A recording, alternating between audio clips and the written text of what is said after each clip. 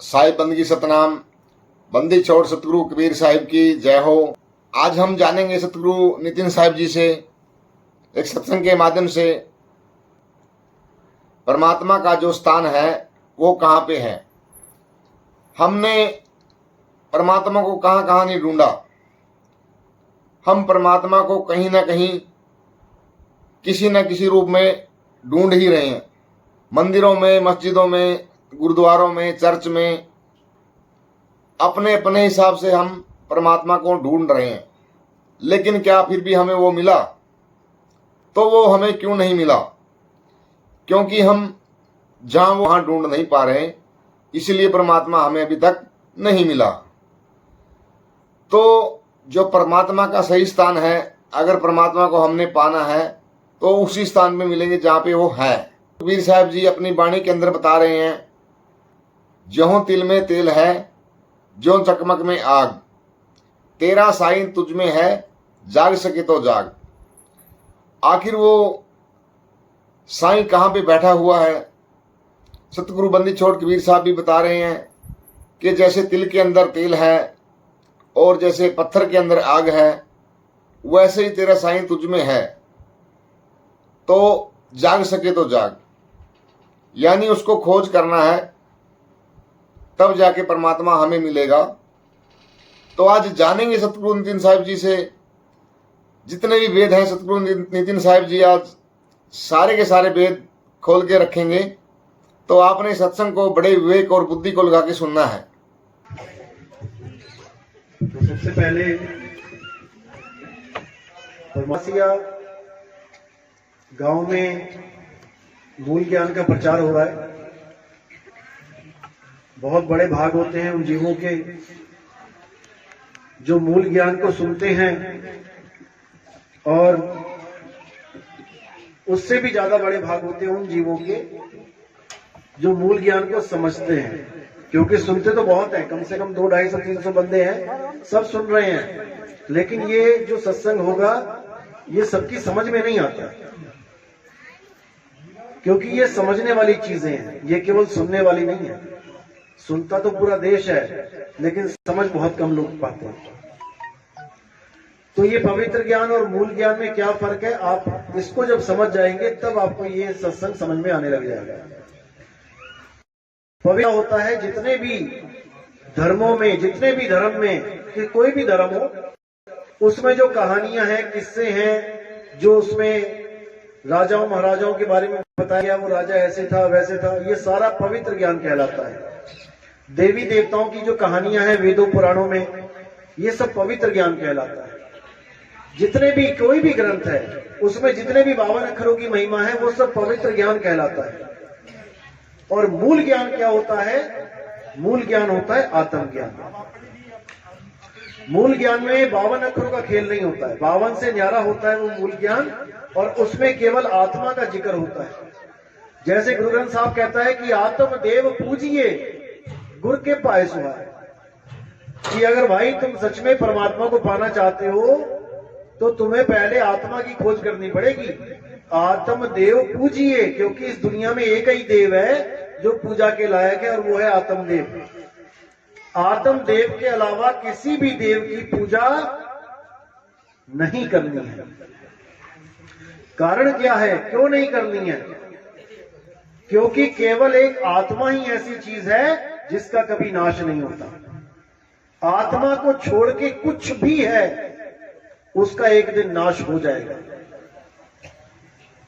और जिसका नाश हो जाए वो पूजा के योग्य नहीं होता। इसीलिए कबीर साहब ने कहा कि आत्म ज्ञान बिना नर भटके, कभी मथुरा कभी काशी, और जल में मीन प्यासी, मोहे देखत आवे हासी। कि हम भगवान को, परमात्मा को पाने के लिए कहां भाग रहे हैं? हम मंदिरों में भाग रहे हैं, हम मस्जिदों में भाग रहे हैं, हम गुरुद्वारों में भाग रहे हैं, हम चर्चों में भाग रहे हैं, लेकिन क्या वो वहां पे रहता है? क्या हम मंदिर में जाके भगवान को पा सकते हैं? वहां तो भगवान की फोटो लगी है, केवल कोई मूर्ति लगी है वहां पे। तो भगवान को पाना का मतलब ये तो नहीं कि मूर्ति को देखना। जैसे आपके पिताजी हैं, वो चले गए अमेरिका और आपके घर पे लगी है उनकी फोटो। अब कोई आता है आपके घर पे कि आपके पिताजी से मिलना है, तो आप क्या उनकी फोटो दिखा देते हो कि लो बात कर लो पिताजी से? फोटो अलग चीज है और पिताजी का होना ना होना अलग चीज है। पिताजी अमेरिका में हैं और आप घर की फोटो को दिखा रहे हो। तो साहिब कह रहे वस्तु कहीं और ढूंढे कहीं, कैसे लागे हाथ। गुप्त वस्तु तब मिले भेदी लीजिए साथ। भगवान परमात्मा कहीं और बैठा है और तुम ढूंढ कहीं और रहे हो। इसीलिए सारी सारी उम्रें बीत जाती हैं, दाढ़ी सफेद हो जाती, बाल सफेद हो जाते हैं, दांत झड़ जाते हैं, आंखें कमजोर हो जाती हैं, आदमी बूढ़ा हो जाता है, मरने की कगार पे आ जाता है, लेकिन फिर भी उसे परमात्मा नहीं मिलता। क्यों नहीं मिलता? क्या उसने ढूंढा नहीं किया? क्या उसने भगवान को प्रेम नहीं किया? क्या उसने कोई नाम नहीं जपा आज तक? बहुत कुछ किया, पैदल तीर्थों की यात्राएं करी, 100-100, 150-150, 200 किलोमीटर पैदल चला जवानी में। अब बुढ़ापे में नहीं चला जाता, फिर भी कुछ ना कुछ कर रहा है कि भगवान मरने से पहले मिल जाए। क्यों नहीं मिल पा रहा है? क्योंकि कोशिश तो करी, मेहनत तो पूरी करी, लेकिन तरीका गलत था। आप दूध में से घी निकालो, एक बच्चे को भी पकड़ा दो दूध कि इसमें से घी निकाल, जो अनाड़ी है, जिसको कुछ नहीं पता कि घी कैसे निकालते हैं, और एक दूध उसको पकड़ा दो जो जानती है कि दूध में से घी कैसे निकलेगा। जो जानती है वो 2-3-4 दिनों में घी निकाल के साइड में रख देगी, और जो बच्चा नहीं जानता है सारी उम्र उस दूध को लेके बैठा रहेगा। वो जानता ही नहीं, करे तो करे क्या? क्योंकि उसे कोई गुरु नहीं मिला। उसे कोई गुरु नहीं मिला जो दूध में से दही और दही में से मक्खन और मक्खन में से घी निकालना सिखा दे। इसीलिए वो सारी उम्र बैठा रहा और उसे कुछ नहीं मिला। तो साहिब कहते हैं अगर तुम सच में परमात्मा को पाना चाहते हो तो तुम उस जगह ढूंढो उसे जहां पे उसका जहां वो विराजमान है, जहां पे उसका वास है। कहां रहता है परमात्मा? हमें पहले ये ढूंढना पड़ेगा। तो कहां रहता है परमात्मा? केवल एक जगह रहता है वो, और जिस जगह वो रहता है वो जगह है अविनाशी। उस जगह को कोई तोड़ नहीं सकता। अगर वो मंदिर में रहता होता तो कोई मंदिर को हिला नहीं सकता था, कोई मस्जिद को तोड़ नहीं सकता था, कोई गुरुद्वारों की ईंट नहीं हिला सकता था। जैसे आप गांव के प्रधान हो तो उस प्रधान के घर को कौन हिलाएगा? कौन उससे पंगा लेगा? आप प्रधानमंत्री हो तो उसके घर पे कौन पत्थर फेंकेगा? तो परमात्मा कहां रहता है? उस जगह जहां पे जिस जगह का कभी नाश नहीं होता है। और वो जगह कौन सी है? वो है तुम्हारी आत्मा। तुम्हारी आत्मा ही वो जगह है जिसमें परमात्मा रहता है। यानी दूध ही वो जगह है जहां पे घी रहता है। अब दूध घी को ढूंढने के लिए गली गली भटकने लग जाए तो फिर क्या बनेगा उसका? दूध में ही घी है और घी को ढूंढने के लिए गली गली भटक रहा है दूध, कुछ नहीं बनने वाला। तो साहिब कह रहे हैं आत्म में परमात्म दर्शे। अगर तुम्हें परमात्मा चाहिए तो तुम्हें पहले आत्म ज्ञानी गुरु चाहिए जो तुम्हें तुम्हारी आत्मा का ज्ञान करवा दे। मंत्र देने वाले गुरु नहीं चाहिए कि मैं जी गुरु मंत्र ले आया तुम भी ले लो। साहिब कहते तंत्र मंत्र सब झूठ है, इनमें ना उलझे कोई, और सार शब्द जाने बिना कागा हंस ना हो। ये जितने मंत्र देते हैं, किसी ने ओम मंत्र दे दिया, किसी ने सोहंग मंत्र दे दिया, किसी ने सतपुरुष अकाल मूर्त शब्द स्वरूपी राम दे दिया, किसी ने ज्योत निरंजन ओंकार आरंकार सोहंग सतनाम दे दिया, किसी ने फलाना नाम दे दिया, किसी ने ढिमकाना दे दिया। इन्हीं नामों में उलझ पुलझ के मर जाता है ये जीव, लेकिन उसे परमात्मा नहीं मिलता।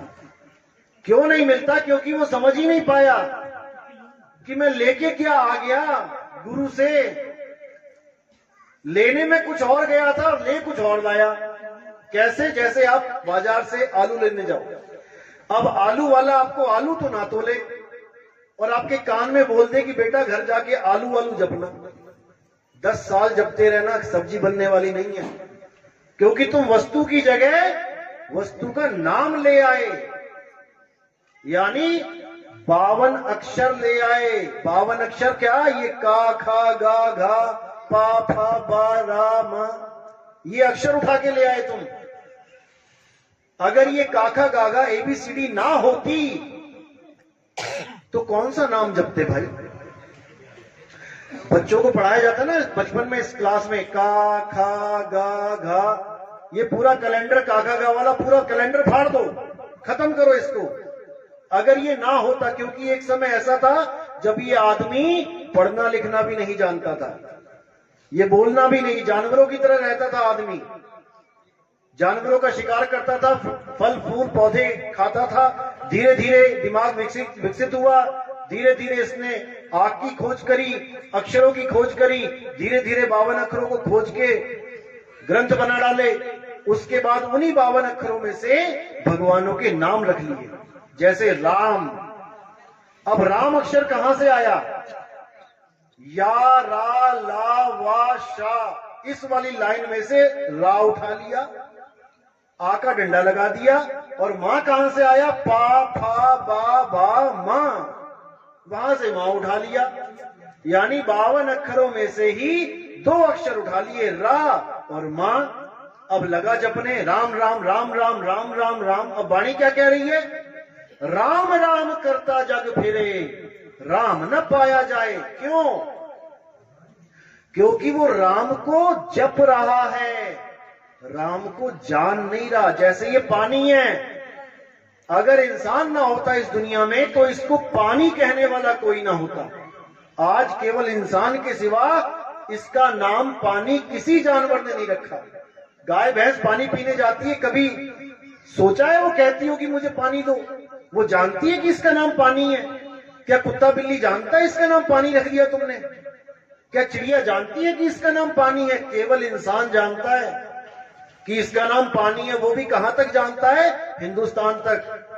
अमेरिका में जाके, चाइना में जाके पानी पानी करते रहोगे, प्यासे मर जाओगे। वहां पे पानी को कुछ और कहते हैं, वाटर कहते हैं। तो हम पकड़ के बैठ गए हैं पानी के नाम को, और प्यास किससे बुझेगी? पानी से। अगर ये पानी का नाम जाने बिना गाय की प्यास बुझा सकता है, चींटी की प्यास बुझा सकता है, कुत्ते बिल्ली हाथी घोड़े की प्यास ये पानी बुझा सकता है, बिना ये जाने कि इसका नाम पानी है, तो आदमी की क्यों नहीं बुझा सकता? इसको जपने की जरूरत क्या है? कुत्ते को प्यास लगती है, भागा जाता है तालाब के पास, बिना नाम जपे, और उसको पानी मिल जाता है, पी लेता है। चिड़िया उड़ती उड़ती देखती है, सोचती है पानी का तालाब कहां था, और प्यास लगती है वहीं मुड़ जाती है, बिना ये जाने कि इसका नाम पानी है, बिना जपे। लेकिन आदमी क्या कर रहा है? परमात्मा को पाने की जगह परमात्मा का नाम जप रहा है। जो ज्यादा चालाकी थी ना इस आदमी की, वो चालाकी ही इसकी जान की दुश्मन बन बैठी है। उसने इतने सारे नाम रख लिए भगवानों के, अब उसी नामों में उलझ गया मकड़ी की तरह। मकड़ी खुद ही जाल बनाती है और खुद ही उलझ के उसमें एक दिन मर जाती है। तो साहिब कह रहे हैं वस्तु के नाम के चक्कर में मत पड़ना। परमात्मा के लाखों करोड़ों नाम है, हर देश में अलग नाम है, हर जात में अलग नाम है, हर पंथ में अलग नाम है। नाम चक्कर में मत पड़ना। अगर कोई गुरु तुम्हें नाम जपने के लिए देता है तो याद रखना, उसने तुम्हें पानी पिलाने की जगह पानी का नाम दे दिया जपने के लिए। अब घर जाके रटते रहो तोते की तरह। जैसे एक तोता होता है पूरी उम्र राम राम राम राम जपता रहे, उसे राम मिलने वाला नहीं, वरना तोते की मुक्ति हो जाए। इंसानी चोले को क्यों महान बताया गया है? तोता भी तो राम राम जप सकता है। अगर तुम जप के पार हो सकते हो तो तोता भी जप के पार हो सकता है। फिर इंसानी चोला क्यों कहते हैं कि 84 लाख जन्मों के बाद एक बार इंसानी चोला मिलाए, अगर इसमें नाम नहीं जपा तो मारे जाओगे। 184 जून सबाई मानस को प्रभुदी वड्याई, इस पौड़ी ते जो नर चुके आए जाए दुख पाए। कैसे बचा जा सकता है? नाम जप के। तो तोता भी जप सकता है फिर तो। फिर तो परमात्मा से अरदास करो, हे परमात्मा इंसान के बाद तोते का जन्म दे देना, तेरा नाम जपता रहूंगा मैं। ऐसा नहीं हो सकता, क्योंकि जब तक वस्तु नहीं मिली गला गीला होने वाला नहीं है। वस्तु कहीं और ढूंढे कहीं, कैसे लागे हाथ। वस्तु पड़ी है जमीन के नीचे 100 फुट पानी, और तुम ऊपर बैठ के आंख बंद करके कर रहे हो पानी पानी पानी पानी। क्या वो पानी ऊपर आ जाएगा? कभी नहीं आएगा। उस पानी को पाने का तरीका होता है, गुरु तरीका बताता है। तुम गड्ढा खोदना शुरू करो और 100 फुट के बाद देखो तुम्हें नीचे से जो चीज मिलने वाली है उसको पानी कहते हैं। एक बार भी नाम नहीं जपना पड़ेगा आपको। कुआं खोदते हुए क्या पानी पानी का नाम जपना पड़ता है क्या? जब ट्यूबवेल बोरिंग करते हो तो क्या करते हो? मंत्र जपते हो क्या? पानी पानी पानी पानी। अरे तुम करो तो सही, तो बताया गया है। नीचे से खुद फुवारा निकलेगा पानी का, तब तुम्हें समझ में आएगा कि क्या बोलते थे संत। साहिब कहते ना मैं जप में, ना मैं तप में, ना एकांत निवास में। अरे मोह को कहां ढूंढे रे बंदे, मैं तो तेरे पास में। कहां जप जप के चक्कर में पड़ गया। ये अक्षर ना होए तो किसी भगवान का नाम नहीं ले सकते आप, किसी जात का नाम नहीं ले सकते। मैं राजपूत, मैं पंडित हूं। राजपूत का रा कहां से आया? पंडित का पा कहां से आया? बाणिये का बा कहां से आया? इन्हीं 52 अक्षरों में से आए हैं। ये 52 अक्षर खत्म कर दो, सबकी जात पात खत्म हो जाएगी। कभी किसी कुत्ते को देखा? ये ब्राह्मण कुत्ता है, ये क्षत्रिय कुत्ता है, ये ऊंची जात का कुत्ता है, ये नीची जात का कुत्ता है। ये जात पात ये सब 52 अक्षरों का खेल है। 52 अक्षर खत्म कर दो, हिंदू का हा नहीं रहेगा, मुसलमान का मां नहीं रहेगा, सिख का सा नहीं रहेगा, ईसाई का ई नहीं रहेगा, सब खत्म। अब हो जाएंगे सब एक। जैसे इस पानी को बिना झगड़ा किए सब पी लेते हैं सुबह से शाम तक। कोई लड़ता है कि मेरा पानी बड़ा है, मेरा जल बड़ा है, मेरा वाटर बड़ा है, मेरे पानी से ही गला गीला होगा, तेरे वाटर से नहीं होगा? कोई नहीं लड़ता। क्यों? क्योंकि सबको पता है कि इसके नाम में कुछ नहीं रखा, इसको पीने से गला गीला होगा। क्योंकि सब जानते हैं कि ये पानी है, इसका स्वरूप जानते हैं। लेकिन परमात्मा को कोई जानता नहीं है, केवल झगड़ा कर रहे हैं उसके नाम पर। अल्लाह बड़ा है, वाहेगुरु बड़ा है, गॉड बड़ा है। भैया देखा है कभी? कितना बड़ा है, कितने फुट का है, कितने इंच का है? कभी नापा है उसे? बड़ा कैसे हो गया? केवल नामों की लड़ाई है यहाँ पे, 52 अक्षरों की लड़ाई है। तो कबीर साहब कहते हैं 52 अक्षर जीव आधारा, आदि अक्षर जी भ्या से न्यारा, वाही को सत सिमरण कहिए, सिमर सिमर नर उतरो पारा। इन 52 अक्षरों की लड़ाई को खत्म कर दो, छोड़ दो। कोई भी नाम जपते हो छोड़ दो। अब पूछो गुरु से कि क्या है तुम्हारे पास? मैं नाम नहीं जपूंगा, मैं कान वाला हूं, मैं सुन सकता हूं, तुमने मुझे नाम दे दिया। मैं बहरा होता तब तुम क्या नाम देते? यानी परमात्मा बहरों को नहीं मिलेगा। अगर तुम बहरे होते, सुन ना सकते, तो कौन सा मंत्र लेके आते गुरु से? अगर तुम अंधे होते, कई लोग अंधे चेलों को नाम नहीं लेते, कहते तुम गुरुजी को देख नहीं सकते, तुम उनका ध्यान कैसे करोगे भाई? अरे गुरुजी का ध्यान करना है क्या? मैं पानी लेने गया था कि मुझे पानी मिल जाए दुकान पे, और दुकानदार कह रहे तुम अंधे हो, तुम्हें पानी नहीं मिल सकता। अरे भाई मेरी आंखों से और इसका क्या लेना देना? मेरे मुंह में पानी डालो, मैं पानी लेने आया हूं, मैं तुम्हें देख के क्या करूंगा? क्योंकि सब भगवान बनना चाहते हैं, सब गुरु परमात्मा बनना चाहते हैं कि मेरी शक्ल का ध्यान करो। मैं लेने आऊंगा तुम्हें लास्ट में, अंत समय में। उनसे जाके एड्रेस पूछ लेना अपना कि बाबा जी मैं आया हूं, मुझे एड्रेस बताओ मेरा कहां से हुए। तुम मुझे अंत समय में लेने आओगे, तुम्हें पता तो हो कि एड्रेस कहां पे है। तुमसे आधार कार्ड ले लेके छापते हैं वहां पे कि ये फलाना इस गांव से आया है, उसका एड्रेस यही है। तुम क्यों मांग रहे हो जब तुम ही लेने आओगे? तुम बताओ मैं कहां से आया हूं। तो ऐसे मूर्ख बनाते हैं ये लोग। अब करना क्या है आपने? कबीर साहब क्या कह रहे हैं? 52 अक्षर लोक त्रय, सब कुछ इन्हीं माही, और ये आखर खिर जाएंगे, वो आखर इनमें नहीं। वो परमात्मा का असली नाम इन 52 अक्षरों में नहीं है। जो नर पड़े 52 के चेहरा, सो नर जानो काल के चेहरा। एक बाबा जी ने काल बना दिया सीमेंट का बड़ा सा, उसमें सरिये सी वो लगा दी, जंजीरें, कि हमने काल को पकड़ लिया। अरे भाई काल को समझते हो? काल क्या चीज है? मृत्यु का नाम है काल। जो कहते हैं रावण का काल कौन था? राम था। कंस का काल कौन था? कृष्ण था, तुम काल को कैसे पकड़ सकते हो? तो साहिब कह रहे हैं आखिर वो काल के दूत कौन है? जो नर पड़े 52 के फेरा, सो नर जानो काल के चीरा। जो भी गुरु तुम्हें 52 अक्षरी नाम देके ये कह दे बेटा अंत समय तक जपते रहना, जपते रहना, जपते रहना, वही काल का दूत है। जब 52 का टूटे डोरा, सहजे छूटे काल झकोरा। फिर नहीं आए फिर नहीं जाए, उस सार शब्द में रहे समाये। उसके बाद सार शब्द में तुम्हारा वास होगा, तुम सदा सदा के लिए इस जन्म मरण से न्यारे हो जाओगे। तो बचने का एक ही रास्ता है, मनुष्य चोले में बच सकते हो, सार साधना करके बच सकते हो। उसके लिए क्या करना पड़ेगा?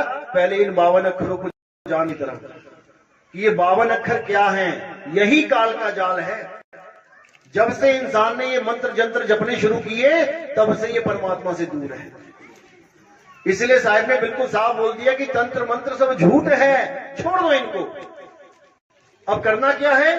पानी पानी जप के छोड़ के पानी को ढूंढना है। पानी कहां है? मोह को कहां ढूंढे रे बंदे, मैं तो तेरे पास में।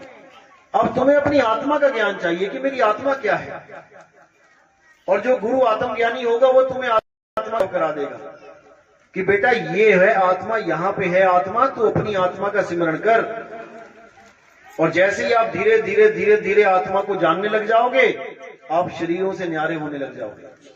आपको समझ में आने लग जाएगा कि मैं शरीर नहीं हूं, मैं लड़का नहीं हूं, मैं लड़की नहीं हूं। लड़का और लड़की तो केवल मुझे एक शरीर मिला हुआ है इस जन्म में।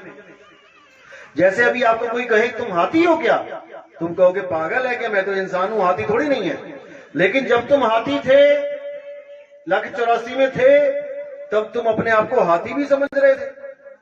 जब तुम कुत्ता बन के आए, बिल्ली बन के आए, तुम अपने आप को बिल्ली समझते रहे। तभी तो चूहे खाए तुमने, 900 चूहे। बिल्ली बन के चूहे ही खाओगे, और खाए सबने। ऐसा कोई नहीं कह सकता कि मैंने नहीं खाए। जैसे आज तुम रोटी खाते हो, इंसान को रोटी दी गई है खाने के लिए, बिल्ली को क्या दी गई है? वो क्या रोटियां बनाएगी? चूहे ही खाएगी। तो तुमने चूहे ही खाए बिल्ली बन के। लेकिन उस वक्त मैं ये समझ रहा था, उस वक्त आप समझ रहे थे कि मैं एक बिल्ली हूं। आज आप अपने आप को बिल्ली नहीं कहोगे। क्यों? क्योंकि आपने चोला बदल लिया। बिल्ली का चोला साइड कर दिया, अब आपको मिल गया इंसान का चोला। अब आप समझ रहे हो मैं लड़का हूं, मैं लड़की हूं। ये भी तुम्हारी गलतफहमी है। तुम लड़का और लड़की कितने समय के लिए हो? जितने समय के लिए चूहा बिल्ली हाथी घोड़े थे। जैसे ही ये चोला निकल गया हाथ से, तुम्हें इस शरीर से बाहर निकाल दिया जाएगा। कहां से निकलोगे इस शरीर से बाहर? इस पंडाल में से निकलने का रास्ता पता है ना सबको।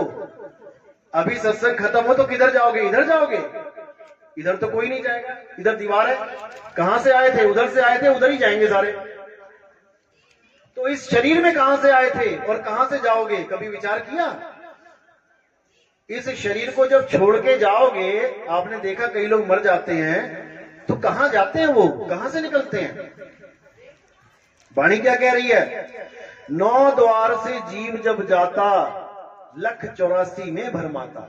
9 दरवाजे कौन से? 2 कान के छेद, 1 2 3 4 5 6 7 और लैट्रिन बाथरूम 2 9। यही 9 दरवाजे हैं।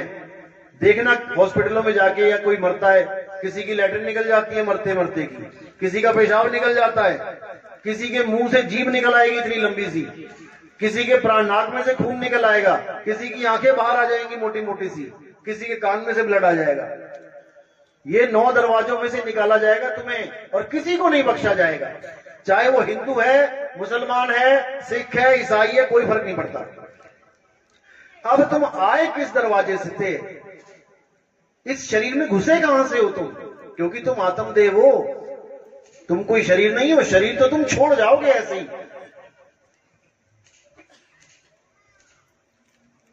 कैसे छोड़ जाओगे? जैसे एक आदमी था, किसी के घर गया, उसको कुछ पैसे उधार दिए हुए थे।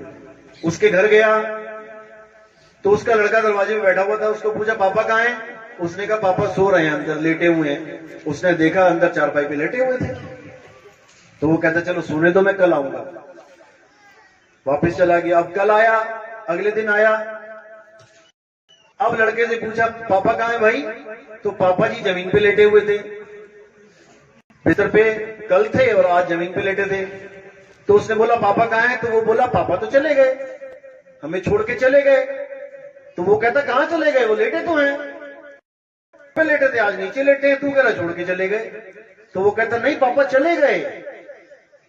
तो वो कहते पापा चले गए तो वो लेटा कौन है? यही तो, इसी को तो पापा पापा करता रहा सारी उम्र। तो इसी शरीर को तो पापा पापा मम्मी मम्मी करता रहा, तो चले कहां गए? यही तो है, लेटे हुए हैं। लेकिन उसके पापा सच में चले गए उसको छोड़ के। तो पापा कौन था? क्या उसने अपने पापा को देखा सारी उम्र? उसने कभी जाना ही नहीं पापा कौन था। वो शरीर को पापा समझ के बैठा था सारी उम्र। जैसे आपको कार मिल जाए चलाने के लिए और आप खुद को ना जान के कार को अपना स्वरूप मानने लग जाओ, अपने आप को मारुति कहने लग जाओ, और सामने से कोई अल्टो गाड़ी आई तो उसको अल्टो समझने लग जाओ, यानी ये शरीर तुम्हें मिल गया आदमी का शरीर, तुम अपने आप को आदमी मान रहे हो, और किसी और को देख के, लड़की के शरीर को देख के तुम कह रहे हो वो लड़की है मैं लड़का हूं, यानी कि अपने अपने शरीर को सत्य मान के बैठ गए। जबकि ना तो वो लड़की है ना तुम लड़के, तुम भी आत्मदेव वो भी आत्मदेव। इसी प्रकार पापा जो थे वो आत्मदेव थे, वो चले गए, और लड़के ने कभी पापा को नहीं देखा, सारी उम्र रह लिया उसके साथ, अपने पापा के स्वरूप को ही नहीं जान पाया वो मेरे पापा कौन थे। शरीर को पापा पापा करता रहा, अंत में शरीर पड़ा हुआ ही नीचे, वो कह रहा पापा चले गए। बस यही समझना है, हम और तुम आत्मदेव हैं, हम शरीर नहीं है। शरीर तो केले के छिलके की तरह यहां पड़ा रह जाएगा। जैसे हम केले का छिलका उखाड़ते हैं और उसको ऐसे फेंक देते हैं डस्टबिन में, तो ऐसे ये शरीर तुम्हारा यहां पड़ा रह जाएगा। अब जो निकल के गया वो कौन है, उसको जानना पड़ेगा। वही हमारा स्वरूप है। मां बेटे का स्वरूप नहीं पता, बेटे को बाप का स्वरूप नहीं पता, बाप को लड़की का स्वरूप नहीं पता, बस अपने अपने शरीरों को देख के सोच रहा है ये मेरा पापा है, ये मेरी मम्मी है, ये मेरा भाई है, ये मेरा चाचा है, जबकि कुछ भी नहीं है। ये केवल मटके हैं पानी, जैसे मिट्टी के मटके होते हैं ना, किसी ने मिट्टी से सुराही बना दी, किसी ने मटका बना दिया, किसी ने कुछ बना दिया, मिट्टी के भांडे हैं। मिट्टी को देख देख के पहचान रहे हैं ये फलाने की मिट्टी है, फलाने की मिट्टी है, फलाने की, इसका ये नाम है, इसका ये नाम है। शरीरों में उलझे पड़े हैं। अब शरीरों से ऊपर उठना पड़ेगा। शरीरों से ऊपर उठने के लिए क्या करना पड़ेगा? आत्मा को जानना पड़ेगा। तो कबीर साहब ने और बाकी संतों ने आत्मा को ऊपर रखा है हमेशा। देही ज्ञान सब जगत बखाने, विदेही ज्ञान कोई बिरला जाने, ध्यान विदे और नाम विदेहा, 2 लख पावे मिटे संदेहा। देही ज्ञान तो सारी दुनिया भाग रही है, पूजा करवा रही है शरीरों की, लेकिन शरीर तो मिथ्या है, शरीर तो नाशवान है। आज दोनों हाथ सही चल रहे हैं, कल को एक हाथ कट गया, क्या करोगे? तुम्हारा कट गया, जिसकी भी पूजा कर रहे हो उसका कट गया, फिर क्या करोगे? तो पूजा किसकी करनी है? आत्मदेव पूजिए, गुरु के पाए सुहा। आत्मा की पूजा करनी है, आत्मा को जानना पड़ेगा। कोई बात नहीं, आत्मा को जाने बिना किसी को परमात्मा मिलने वाला नहीं है। तो इसीलिए साहिब बार बार समझाते हैं कि आत्म ज्ञान बिना नर भटके, कभी मथुरा कभी काशी, और जल में मीन प्यासी, मुझे देखते आवे हांसी। जब तक आत्म ज्ञान नहीं होगा, जब तक आपको वो रास्ता मिलने वाला नहीं है जिसके लिए आपको इंसान चोला मिला है। इंसान चोला 84 के बाद एक बार मिलता है। अगर उसमें आपने नहीं चेता, अगर आपने विचार नहीं किया कि क्या कहां जाऊंगा इस शरीर को छोड़ के, तो आपको इन्हीं 9 दरवाजों में से निकाल दिया जाएगा। इन्हीं 9 दरवाजों से निकलने पे 184 जून में चला जाता है इंसान। अब इससे बचना कैसे है? तो कहना चाहो काल जाल से चीनो शब्द, और कहें कबीर अमर कर राखूं जो निज होए हमारा। अगर काल जाल से बचना है तो हमारे शब्द को चीन लो, यानी परमात्मा के नाम को चीन लो। परमात्मा का नाम ये नहीं है कि तुम उसको बोल बोल के रट रट के जपो। परमात्मा का नाम है जिसको कोई जप नहीं सकता, उसमें सूरत लगानी है। केवल अपनी सूरत को जैसे चांद को चकोर निहारता है, पूरी रात चकोर पक्षी क्या करता है, चांद को देखता रहता है, देखता रहता है, देखता रहता है, इतना ज्यादा देखता है कि वो पलक भी नहीं झपकता। बस ऐसे ही हमारी जो सूरत है उसको शब्द में ऐसे रमा देना है हमें। शब्द यानी कि परमात्मा, ना कि कोई मंत्र। तो साहिब क्या कह रहे हैं कि जब तक तुम्हें शब्द का भेद नहीं मिला, जब तक तुम मंत्र ही जपते रहोगे, और मंत्र जपते रहोगे, कोई नाम जपते रहोगे, तब तक तुम्हारी मुक्ति होने वाली नहीं है। इसलिए साहिब बार बार चेता रहे हैं कि बावन को समझ जाओ, बावन के जंजाल में फंस गया ये संसार, और सिमरन बावन का करे कैसे लागे पार। इसको देखो, किसी को पूछो तुम भगवान की भक्ति करते हो? हाँ मैं नाम जपता हूँ। क्या नाम जपते हो? मैं राम जपता हूँ, मैं कृष्ण जपता हूँ, मैं अल्लाह जपता हूँ, मैं वाहिगुरु जपता हूँ, मैं कबीर कबीर जपता हूँ। ये सारे नाम 52 अक्षर कहलाते हैं। इन्हीं 52 से परे हो जाना है। 52 से परे होगे तब जाके वस्तु का ज्ञान होगा। वस्तु क्या है? आत्म देवी वस्तु है। गीता में बिल्कुल स्पष्ट बोला गया, हे अर्जुन